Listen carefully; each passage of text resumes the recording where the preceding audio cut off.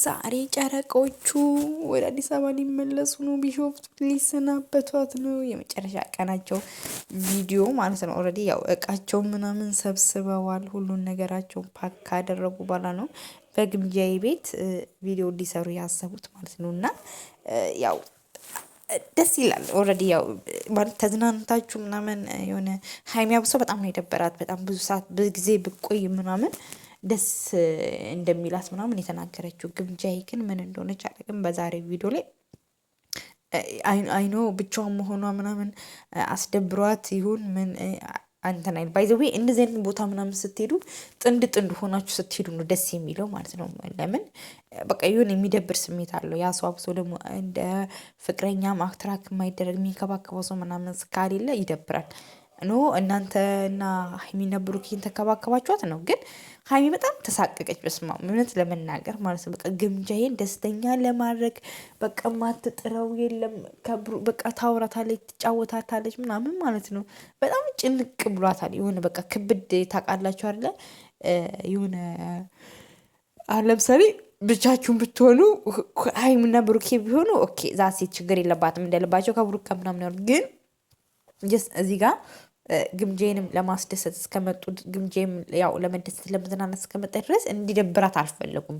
በቃ በጣም ነው ደስ ያላት ምናምን እንዲላት በጣም የፈለጉት የእውነት ለመናገር ማለት ነው። አይሆፕ ግምጄም ደስተኛ እንደነበረች ተናግራለች። ግን የሆነ በቃ እንደ ይሄ የምናውቃት ግምጃ አይደለችም።